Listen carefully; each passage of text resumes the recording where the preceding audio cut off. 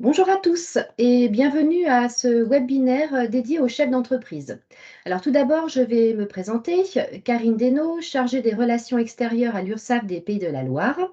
Au quotidien, dans nos missions au service de la protection sociale, l'URSSAF accompagne et propose des webconférences régulières sur différents sujets et pour l'ensemble de ses publics.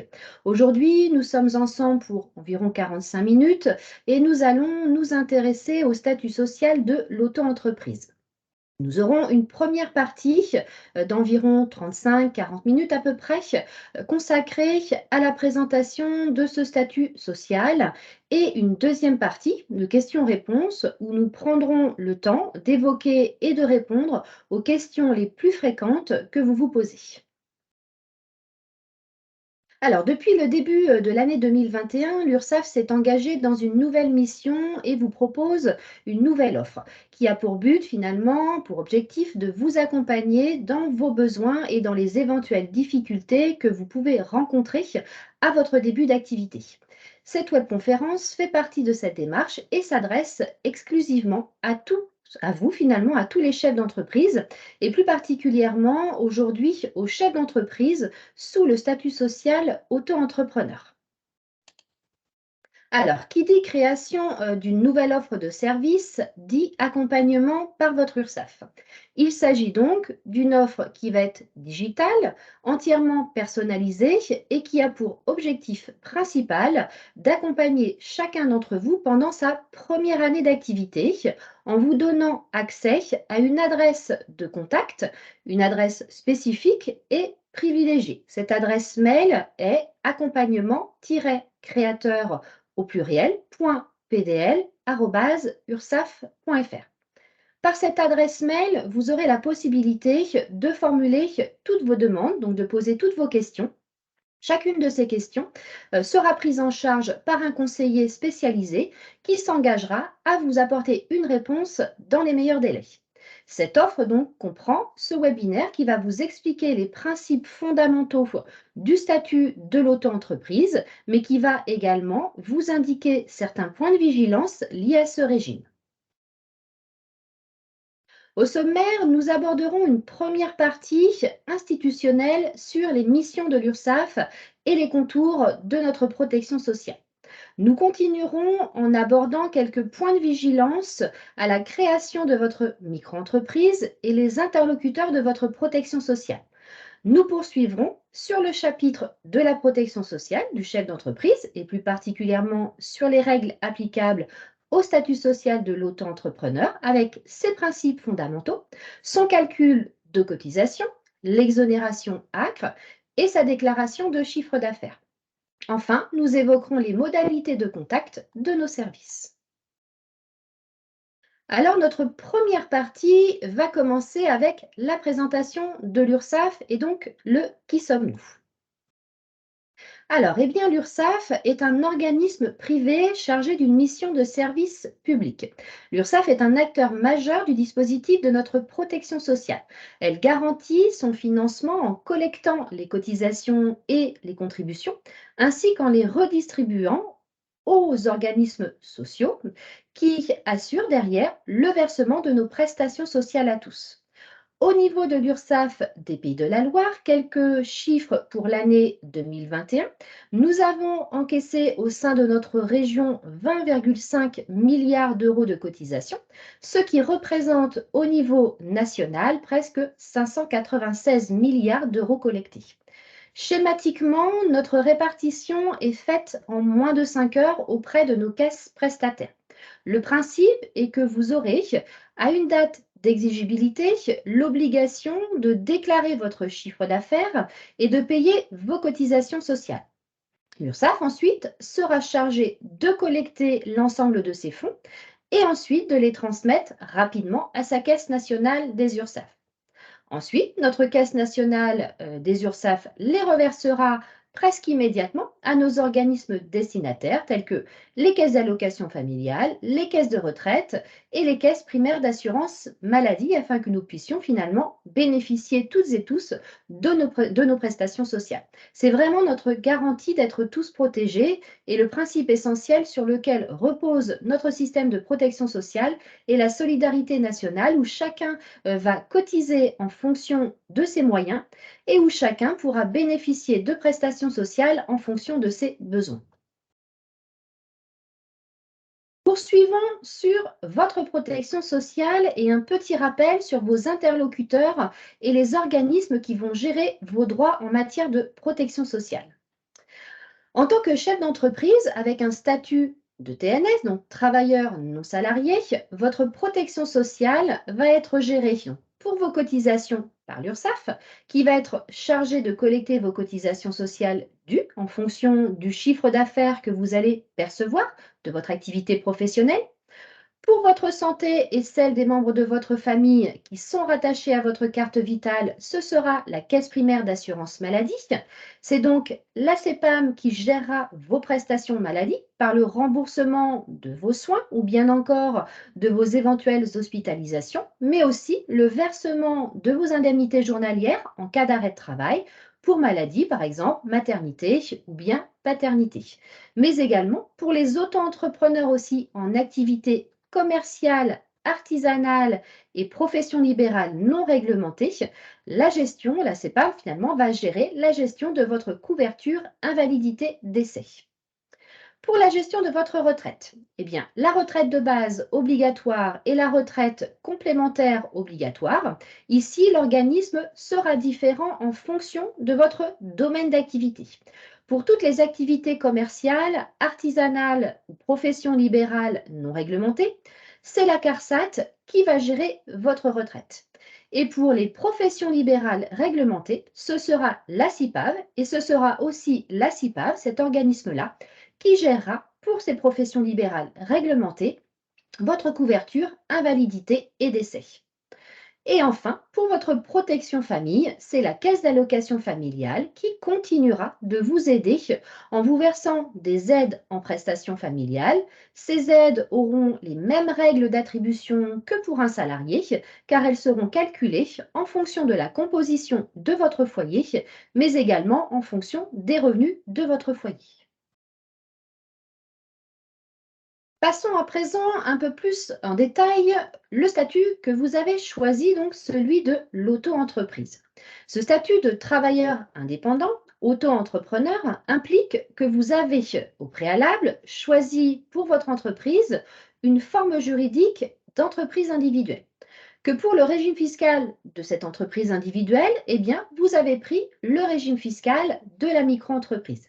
Et que par ces deux choix, finalement, eh bien, vous avez un statut social à l'URSSAF de travailleur non salarié, auto-entrepreneur. Pour ce statut social d'auto-entrepreneur à l'URSSAF, et avant de vous expliquer les grands principes de ce statut, il est important de vous rappeler quelques points de vigilance, c'est-à-dire des informations et des choix indispensables pour le bon fonctionnement de votre entreprise. Le premier point de vigilance sera celui du choix de votre périodicité, c'est-à-dire on va vous demander de choisir entre une périodicité mensuelle ou trimestrielle. On abordera ce sujet-là d'ailleurs sur la présentation. Ensuite, il y aura le point de vigilance au niveau de l'option pour le versement libératoire de l'impôt sur le revenu. Là aussi, également, sujet que l'on abordera pendant la webconférence. Autre point de vigilance, l'assurance professionnelle obligatoire en fonction de certaines activités et notamment pour les activités artisanales où on vous demande d'avoir par exemple une garantie décennale. Autre assurance aussi, donc autre point de vigilance sur ce côté assurance, l'assurance responsabilité civile. Il est important d'en prendre une pour finalement, au niveau de cette assurance, pardon, vous permettre de garantir les biens, vos biens professionnels et éventuellement ceux de vos clients. Autre point de vigilance aussi, le compte bancaire dédié à votre activité professionnelle. Ici, on vous indique bien que vous n'avez pas l'obligation d'ouvrir un compte professionnel. On ne parle que d'un compte bancaire dédié à votre activité professionnelle. Et cette obligation d'ouvrir ce compte bancaire, vous ne l'avez qu'à partir d'un seuil de chiffre d'affaires de 10 000 € pendant 2 années consécutives. Le conseil tout de même qu'on aura à vous donner ici sur ce compte bancaire, c'est d'en ouvrir tout de même un à titre professionnel puisqu'il vous permettra de séparer les mouvements personnels des mouvements professionnels et également de mesurer plus facilement la rentabilité de votre entreprise. Et enfin, le dernier point de vigilance sera le dispositif de médiation, donc de recourir à un médiateur de la consommation, puisque finalement, si vous avez des clients, donc si vous travaillez avec des clients particuliers, vous devez relever d'un dispositif de médiation qui va permettre finalement à vos clients d'y avoir accès gratuitement et vous devez donc avoir absolument ce dispositif de médiateur de la consommation. Parlons maintenant des grands principes de ce statut, donc de ce dispositif qui s'adresse finalement à toute personne qui crée une entreprise individuelle avec le régime fiscal de la micro-entreprise. Donc que ce soit une activité finalement commerciale, artisanale ou libérale. Il faut savoir que ce statut est particulièrement adapté aux personnes qui vont souhaiter tester un projet, comme par exemple un demandeur d'emploi ou bien un étudiant, mais également ça peut être très simple et très pratique pour un salarié ou un retraité en complément de son revenu. C'est d'ailleurs l'objectif initial de sa création pour compléter une activité professionnelle. Ces principales caractéristiques de ce statut auto-entrepreneur sont finalement la simplicité des formalités liées à la création d'entreprise. Également des formalités allégées pour faire vos déclarations et vos paiements de cotisation qui se feront sur le site www.autoentrepreneur.ursaf.fr. Et c'est d'ailleurs le site officiel qui regroupe l'ensemble des informations liées à ce statut social.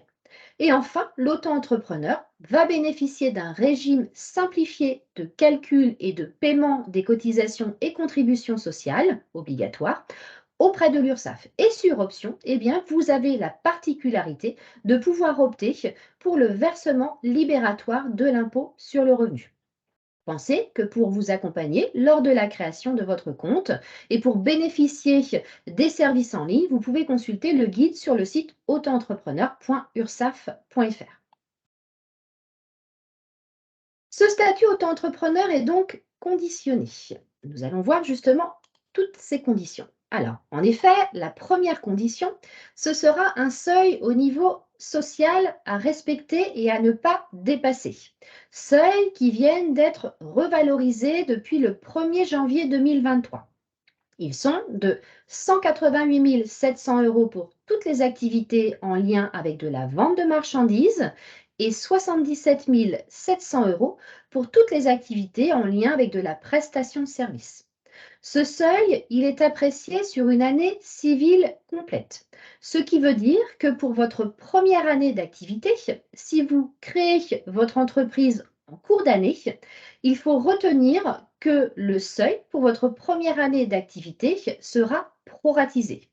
Pour connaître le seuil à ne pas dépasser sur cette première année d'activité, il vous suffira simplement de prendre le seuil total en fonction de votre domaine d'activité, de le diviser par 12 qui vous donnera un montant et ce chiffre et vous redivisez par le chiffre d'affaires pour un mois et vous multipliez ensuite par votre nombre de mois d'activité de votre première année et le résultat que vous obtiendrez sera le montant du chiffre d'affaires maximal à ne pas dépasser pour votre première année d'activité, d'exercice. Deuxième condition, ici, ça va être la condition au niveau fiscal. C'est-à-dire qu'au niveau de votre entreprise, il y aura un principe au niveau de cette entreprise qui est la franchise de TVA.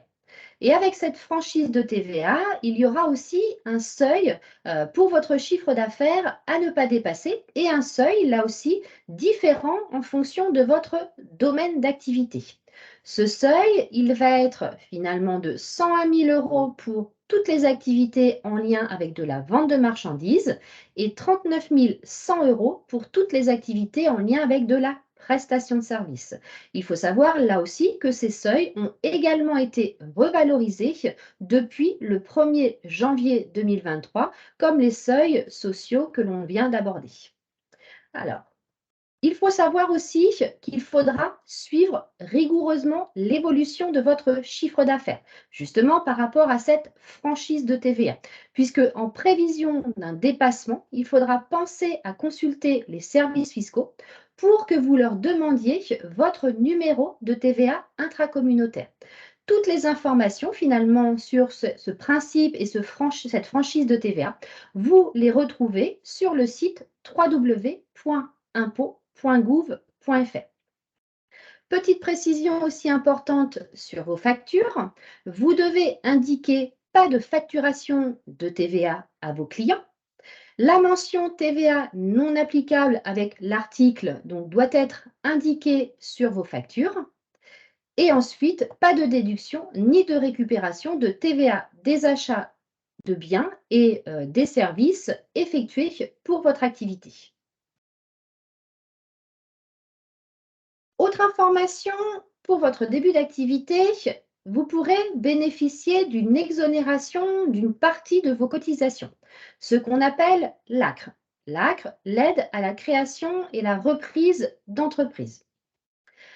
En effet, à votre début d'activité, vous avez réalisé votre inscription et avec cette inscription, en même temps que faire cette inscription, eh bien, vous avez certainement complété et transmis votre demande d'exonération ACRE. Car pour bénéficier de cette exonération de cotisation en tant qu'auto-entrepreneur, eh bien, vous devez compléter un formulaire et répondre à des critères d'éligibilité. L'ACRE, dans ce cas, vous sera accordé pour votre première année d'activité, ce qui veut dire que vous allez bénéficier d'un taux de cotisation unique qui sera minoré d'environ 50% sur cette première année d'activité. Cette exonération des cotisations, eh bien, elle sera possible pendant 9 à 12 mois. Et on verra tout à l'heure justement les informations précises sur cette exonération ACRE.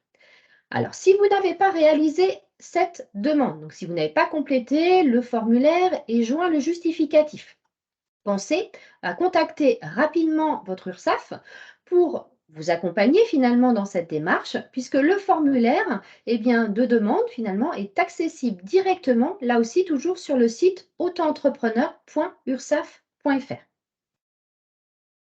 Voici justement le formulaire à compléter ainsi que la notice explicative que l'on verra tout de suite après sur la slide suivante. Si nous prenons l'exemple d'une personne demandeur d'emploi indemnisée, vous cocherez donc au niveau du cadre 2 la case demandeur d'emploi indemnisé et ensuite vous devrez nous fournir comme justificatif soit votre notification d'ouverture de droit au niveau de Pôle emploi, ou votre dernier titre de paiement de votre allocation de Pôle emploi. Attention, pour les justificatifs à transmettre, vous ne transmettez bien évidemment que celui en fonction de votre situation et non pas tous les justificatifs qui sont indiqués sur la notice explicative que l'on va voir tout de suite.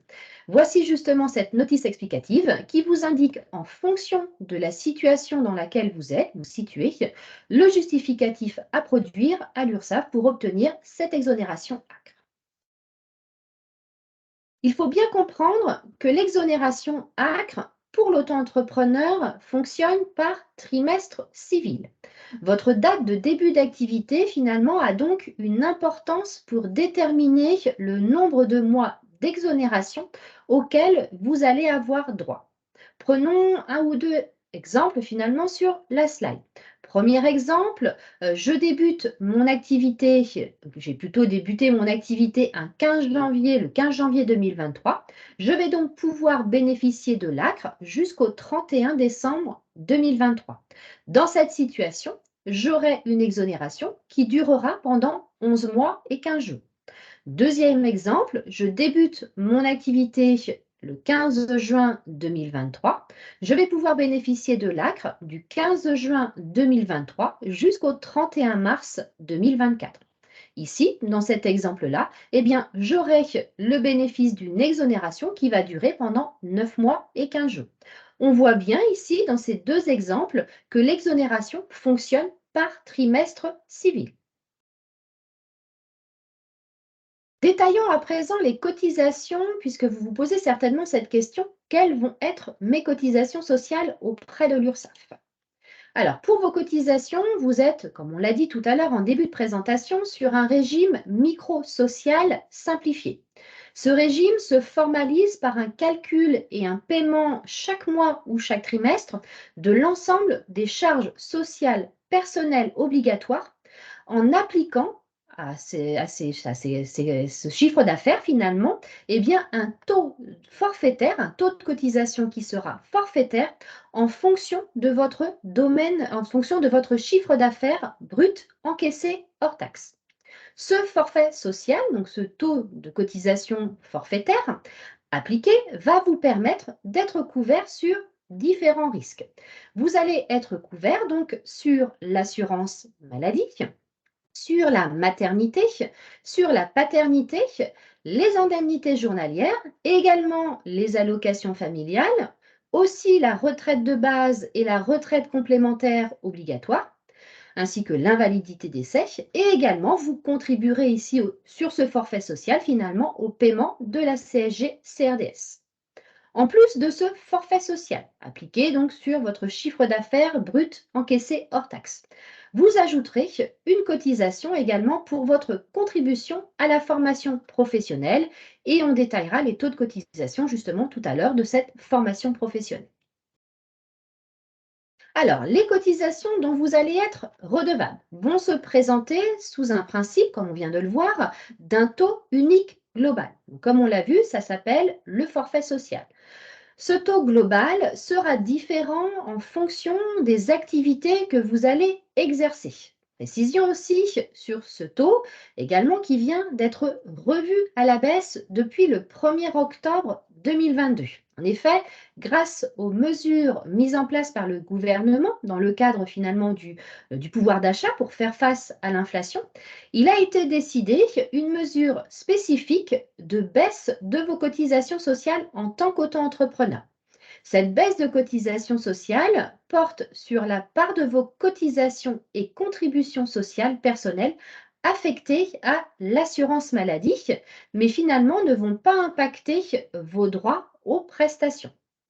Alors, on va voir justement ces taux de cotisation. Par exemple, votre taux de cotisation, si vous avez le bénéfice de l'ACRE pour votre première année d'activité, c'est-à-dire entre les 9 et 12 mois qui vont suivre ce début d'activité, il sera de 6,20% donc dans la vente de marchandises. Et ensuite, à partir de votre deuxième année d'activité, ce taux de cotisation passera au cas général à 12,30%. Par exemple, je suis plutôt sur une activité de prestation de services commerciale ou bien artisanale, donc ce qu'on appelle les bénéfices industriels et commerciaux. Eh bien, mon taux de cotisation ici pour ma première année avec l'exonération ACRE, il sera de 10,6% et donc deuxième année 21,20%. Autre exemple et dernier exemple, de la prestation de services, alors plutôt BNC, bénéfices non commerciaux, donc en activité libérale non réglementée. Taux de cotisation la première année, donc forfait social de 10,6%. Et à partir de ma deuxième année, un taux de cotisation à 21,10%. Voici les taux du forfait social qui sera appliqué en fonction de vos domaines d'activité et en fonction de votre activité, de l'année que vous avez commencé, puisque première année exonération ACRE, le taux est diminué d'environ 50% et ensuite, à partir de la deuxième année, le taux est le taux classique, le cas général, sans exonération de cotisation. Allons plus loin sur ces cotisations et en plus du forfait social, vous allez pouvoir cotiser finalement et vous aurez la possibilité de prendre une option. Cette option, ce sera ce qu'on a vu tout à l'heure justement sur les points de vigilance et les choix que vous aurez à faire au niveau de la création de votre entreprise, c'est la possibilité d'opter pour une option fiscale, ce qu'on appelle l'option pour le versement libératoire de l'impôt sur le revenu. Vous en avez peut-être certainement entendu parler. Cette option va vous permettre de payer chaque mois ou chaque trimestre, en fonction de la périodicité que vous aurez choisie, eh bien cela va vous permettre de payer l'impôt sur le revenu lié à votre chiffre d'affaires de votre activité auto-entrepreneur en même temps que vos cotisations sociales auprès de l'URSSAF. Cette option va se formaliser en appliquant un pourcentage supplémentaire au taux initial de votre forfait social, que vous allez donc payer directement à l'URSSAF. Il faut savoir que pour prétendre à cette option pour le versement libératoire de l'impôt sur le revenu, il y a des conditions et les conditions, vous pouvez les retrouver auprès des services fiscaux et notamment sur leur site que l'on a évoqué tout à l'heure, le site www.impôt.gouv.fr. Prenons quelques exemples. Si, par exemple, j'exerce une activité de vente de marchandises, eh bien, à mon taux de forfait social obligatoire, par exemple, si je suis sur le cas général, 12,30%, je rajouterai 1% qui sera dédié à mon impôt. Autre exemple, j'exerce plutôt une activité de prestation de services commercial ou bien artisanal, donc dans le domaine BIC, bénéfice industriel ou commercial.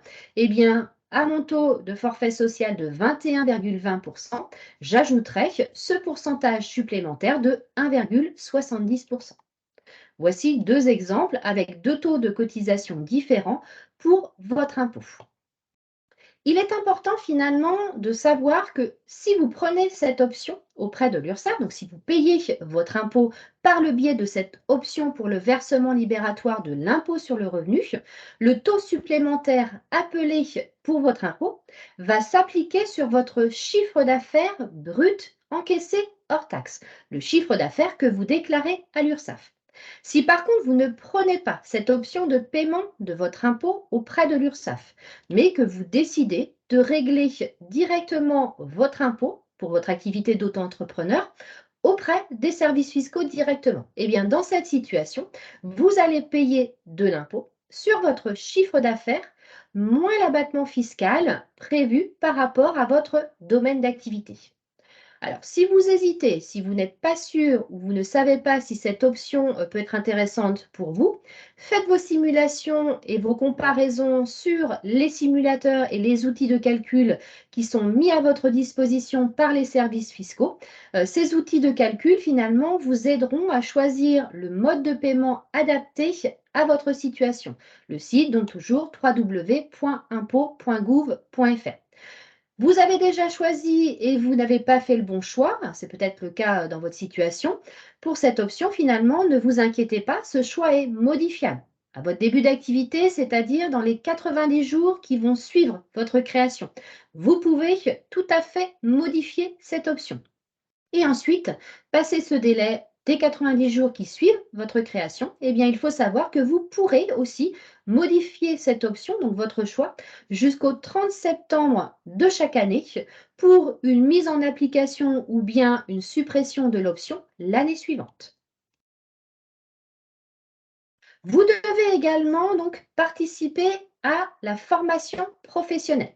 Cette contribution est à payer chaque mois ou chaque trimestre et elle est calculée en pourcentage, là aussi toujours de votre chiffre d'affaires en fonction de votre activité. Donc il y aura un taux de cotisation qui sera différent en fonction de votre domaine d'activité. On aura un taux de cotisation pour la formation professionnelle à 0,10% pour tous les commerçants, 0,30% pour les artisans et 0,20% pour les professions libérales réglementées, mais également pour les professions libérales non réglementées. Alors, cette cotisation à la formation professionnelle va vous permettre de bénéficier du droit à la formation professionnelle, à condition bien évidemment d'avoir déclaré un chiffre d'affaires positif au cours des 12 derniers mois. Le droit à la formation va être géré par l'organisme qui est indiqué sur votre attestation, donc le FAFCEA pour les artisans, l'AGFIS pour les commerçants et le FIFPL pour les professions libérales, réglementées ou non réglementées. Chaque année, vous allez pouvoir disposer d'une attestation qui sera disponible et téléchargeable sur le site autoentrepreneur.ursaf.fr dans la rubrique Mon compte. Sachez aussi qu'au niveau de la formation, le compte personnel de formation est ouvert à tous les indépendants, que les anciens salariés peuvent utiliser également leurs droits pour suivre une formation en lien avec l'entreprise que vous avez créée. N'hésitez pas à accéder finalement à votre compte sur le site officiel qui est www.moncompteformation.gouv.fr. Autre cotisation, la taxe pour frais de chambre consulaire. Elle sert à financer les chambres consulaires. Cette taxe collectée par l'URSSAF n'est due uniquement ici que pour les auto-entrepreneurs qui exercent uniquement donc une activité commerciale ou bien artisanale. Elle n'est pas due pour les professions libérales. Il existe un taux spécifique selon la taxe pour frais de chambre de commerce et d'industrie ou pour frais de chambre de métier et de l'artisanat. Cette taxe, elle sera à régler en même temps que vos cotisations sociales et que la contribution à la formation professionnelle, la CFP, et également que le versement, le prélèvement libératoire de l'impôt sur le revenu. Cette taxe pour frais de chambre consulaire va s'appliquer donc sur votre chiffre d'affaires brut encaissé hors taxe, que vous aurez donc réalisé et que vous aurez déclaré à l'URSSAF.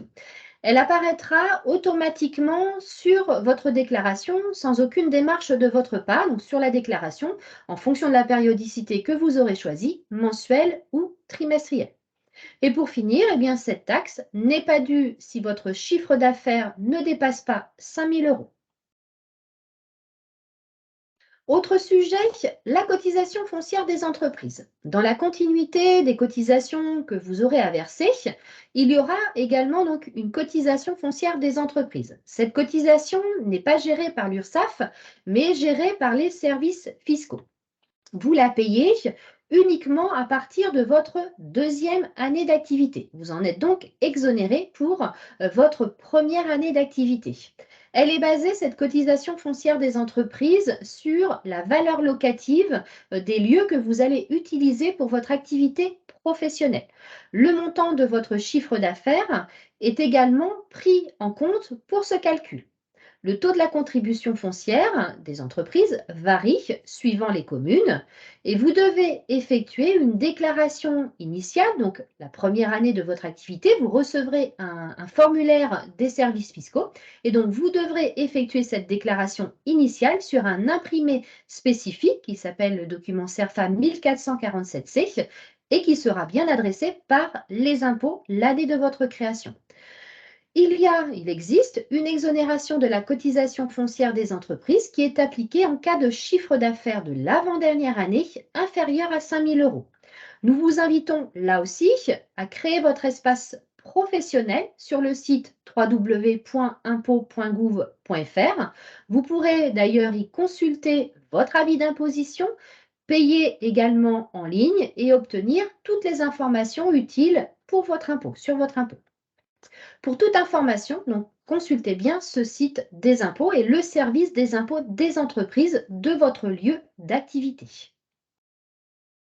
Après ces différentes explications sur vos cotisations, vous aurez à réaliser vos déclarations et vos paiements. Quand vous allez recevoir la notification de votre affiliation auprès de l'URSSAF avec votre numéro de SIRET et votre numéro de compte travailleur indépendant, il vous faudra donc créer votre espace sécurisé, ce qu'on appelle l'espace personnel, donc votre compte en ligne, et vous pourrez le faire soit sur le site autoentrepreneur.ursaf.fr, soit sur l'application mobile qui a été développée. Vous renseignerez un certain nombre d'informations pour cette création de compte. Une fois ce compte créé, vous aurez un accès direct et dématérialisé à votre compte URSSAF. Plusieurs fonctionnalités vous seront alors accessibles comme déclarer votre chiffre d'affaires, payer vos cotisations sociales, également obtenir des historiques de vos versements, mais aussi des choses importantes comme télécharger vos attestations, accéder aussi à une boîte aux lettres pour faire vos demandes par mail et bien d'autres fonctionnalités que vous pourrez découvrir sur votre compte sécurisé. Peu importe finalement le portail d'entrée que vous allez utiliser, soit le site auto-entrepreneur, soit l'application mobile. Vous aurez un seul identifiant et un seul mot de passe pour naviguer justement entre le site auto-entrepreneur.ursaf.fr ou bien cette application mobile comme bon vous semble. Ensuite, pour faire votre déclaration, finalement, rien de plus simple. Vous vous connectez sur votre compte en ligne, vous allez sur Mes échéances en cours et il vous suffit simplement de compléter votre chiffre d'affaires, c'est-à-dire le montant global du chiffre d'affaires que vous aurez réalisé pour la période que l'on vous demande. Ensuite, vous n'avez plus qu'à cliquer sur le bouton suivant et ensuite, c'est fini. Vous avez enregistré le montant de votre chiffre d'affaires brut encaissé hors taxe. Après avoir cliqué sur ce bouton suivant, eh bien, votre déclaration se calcule et s'affiche automatiquement, sans aucun calcul justement de votre part. C'est l'URSSAF qui se charge de tout. Vous n'avez aucune opération à réaliser. Vous n'avez juste simplement qu'à compléter le montant de votre chiffre d'affaires. Il vous suffit ensuite tout simplement de regarder le montant total de vos cotisations dues, de vérifier tout de même les informations et surtout de cliquer sur le bouton Valider pour que votre déclaration, une fois que vous avez cliqué sur ce bouton Valider, soit enregistrée. N'oubliez surtout pas de bien cliquer sur ce bouton Valider pour que la déclaration soit correctement enregistrée et ensuite envoyée à l'URSSAF. En ce qui concerne votre paiement, vous pouvez avoir différentes possibilités de paiement. C'est une nouvelle fois très simple puisque vous pouvez choisir un paiement par télérèglement. Dans ce cas, il vous suffira au préalable d'enregistrer sur vos coordonnées bancaires sur votre espace sécurisé et ensuite de valider en faisant votre déclaration et votre paiement par télérèglement. Autre possibilité, le paiement par virement. Dans ce cas, il vous suffit d'aller sur votre compte en ligne de votre banque pour réaliser votre virement. Et pour finir, le paiement par carte bancaire qui est également possible pour payer vos cotisations sociales à l'URSSAF. Une fois cette déclaration validée et surtout bien enregistrée, vous allez recevoir là aussi automatiquement une confirmation de l'enregistrement de votre déclaration et des informations que vous avez renseignées. Cette confirmation, ça va se formaliser finalement par un récépissé, un accusé de réception que nous vous invitons à télécharger et à conserver précieusement dans un dossier. Surtout, pensez à bien lire ce certificat d'enregistrement qui vous permet de bien vous assurer que tout est bien pris en compte correctement par l'URSSAF. En résumé, sur la partie déclaration et paiement, vous n'avez que 3 étapes clés à respecter pour déclarer votre chiffre d'affaires brut encaissé hors taxe, déclarer votre chiffre même s'il est à zéro, payer le montant calculé en ligne et enfin contrôler votre certificat d'enregistrement. Une fois ces étapes réalisées, vous avez rempli vos obligations de déclaration et de paiement. Et si vous souhaitez obtenir de l'aide pour réaliser toutes ces étapes, surtout n'hésitez pas à vous faire accompagner et à demander l'aide de votre conseiller URSSAF. En complément justement de l'aide de votre conseiller URSSAF, si vous avez besoin de vous rassurer par rapport à l'utilisation du site internet ou de l'application mobile, nous avons créé un espace où vous pourrez trouver toute cette aide finalement directement sur le site internet autoentrepreneur.ursaf.fr. En effet, il a été créé de nombreuses fiches pratiques qui vous seront très utiles et je vous invite à aller les consulter pour vous aider. Pour réaliser ces déclarations et ces paiements, vous aurez au préalable choisi une périodicité. Point de vigilance que l'on a vu tout à l'heure justement au début de la présentation. Donc, c'est un sujet que vous aurez, un choix que vous aurez à faire au moment de la déclaration de votre entreprise. Donc, dès votre début d'activité, vous aurez besoin de déterminer cette périodicité. 2 choix seront possibles, on va s'offrir à vous. Soit une périodicité mensuelle ou bien une périodicité trimestrielle. Si vous bénéficiez d'allocations Pôle emploi, par exemple, ou de minima sociaux tels que le RSA, donné par la CAF, eh bien, nous vous invitons ici à opter plutôt pour le paiement, pour une périodicité mensuelle, afin de pouvoir transmettre le plus tôt possible, rapidement, les justificatifs aux organismes concernés comme Pôle emploi ou la CAF. À votre début d'activité, votre premier paiement de cotisation n'interviendra qu'après un délai de 90 jours qui va suivre la date de votre début d'activité. Retenez que dans les 90 premiers jours suivant cette création de votre entreprise, vous pouvez modifier votre périodicité si vous voyez que vous vous êtes trompé. Une fois passé ce délai des 90 premiers jours, votre demande de modification est toutefois possible. Donc, vous pourrez modifier votre périodicité, mais elle devra se faire, cette demande, au plus tard le 31 janvier de l'année pour une mise en place au 1er janvier de cette même année. Enfin, la sortie du dispositif. Alors, ce statut n'est peut-être pas adapté à tous les chefs d'entreprise et à toutes les activités. Vous pouvez donc choisir de sortir de ce statut auto-entrepreneur volontairement en optant pour le régime réel d'imposition, automatiquement en cas de dépassement pendant 2 années civiles consécutives des seuils de 188 700 euros pour les activités de vente de marchandises et 77 700 euros pour les activités de prestation de services. Une sortie également en cas de cessation de votre activité, donc cessation totale de l'activité. Vous devrez alors déclarer une formalité administrative de cessation d'activité. Et pour finir, vous serez aussi radié automatiquement si vous avez déclaré un chiffre d'affaires à zéro pendant 24 mois civils ou 8 trimestres civils consécutifs, mais également si vous ne déclarez pas du tout de chiffre d'affaires pendant cette même période.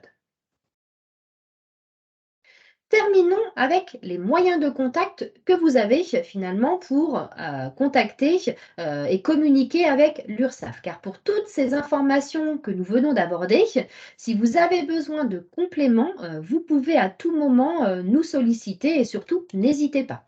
En effet, grâce finalement à cette offre d'accompagnement mise en place par l'URSSAF et qui vous est dédiée pendant votre première année d'activité, n'hésitez pas à nous contacter via l'adresse mail spécifique pour toutes les questions que vous vous posez sur votre statut.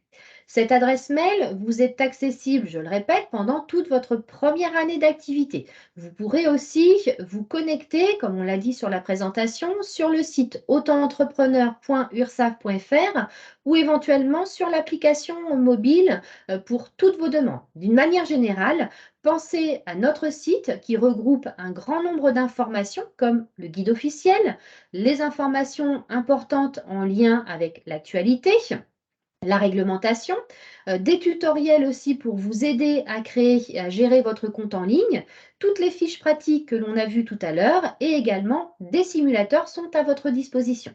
Nous sommes finalement à vos côtés pour vous aider et vous accompagner dans vos démarches et vos questionnements. Nous allons à présent donc évoquer des situations un peu plus concrètes et répondre à quelques questions que vous vous posez régulièrement. On va prendre quelques questions. Alors, que l'on a recensées. Donc, première question, si l'on souhaite exercer plusieurs activités, comment doit-on les déclarer? Eh bien, si vous exercez plusieurs activités, l'exemple d'un plombier qui exerce également une activité de chauffagiste, eh bien, ou autre exemple, des travaux de secrétariat, une personne qui exerce des travaux de secrétariat et qui en même temps va exercer une activité de mandataire, eh bien, dans ces deux situations, par exemple, vous devez vous inscrire pour l'ensemble de vos activités sur la même entreprise, donc une seule entreprise, en précisant votre activité principale et votre activité secondaire. Donc, il faudra y indiquer les deux activités que vous allez exercer. Il suffit donc d'effectuer une seule déclaration de début d'activité en regroupant l'intégralité des différentes activités que vous allez exercer. Autre question, dans le cadre d'une demande d'exonération ACRE, pendant combien de temps peut-on en bénéficier?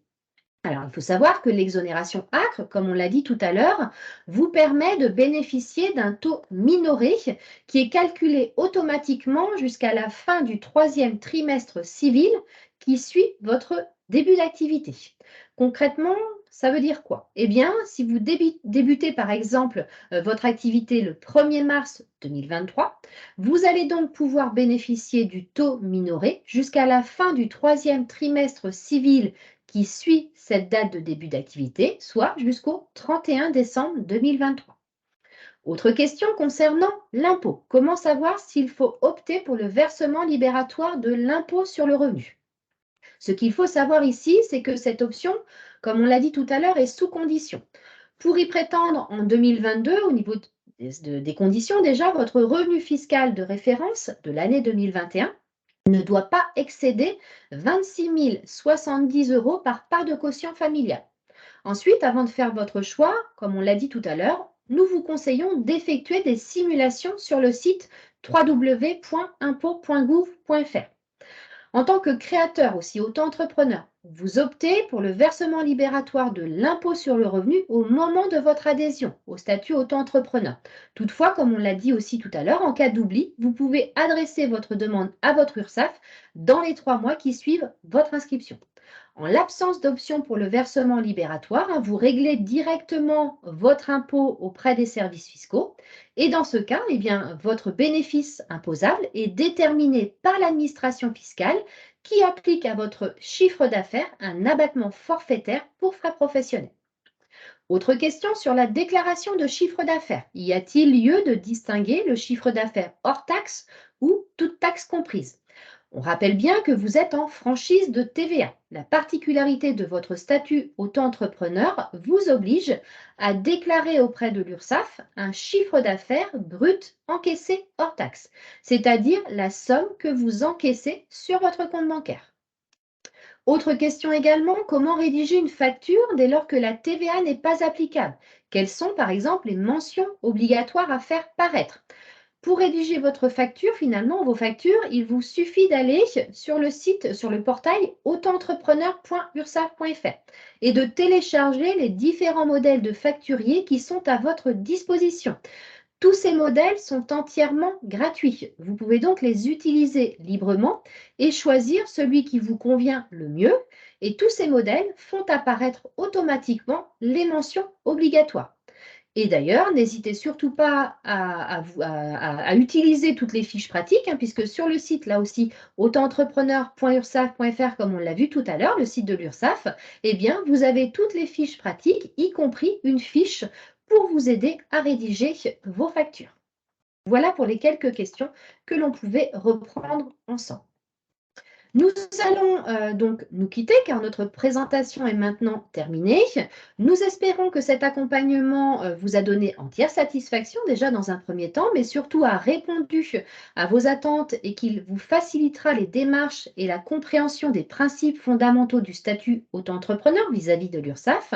Nous vous rappelons aussi que vous pouvez retrouver toute notre réglementation, nos fiches pratiques, nos actualités sur ce site autoentrepreneur.ursaf.fr, mais également, vous pouvez également nous suivre sur Twitter, LinkedIn, TikTok et pensez aussi à notre chaîne YouTube qui vous met à disposition de nombreuses vidéos.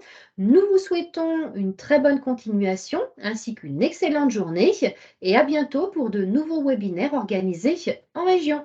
Au revoir.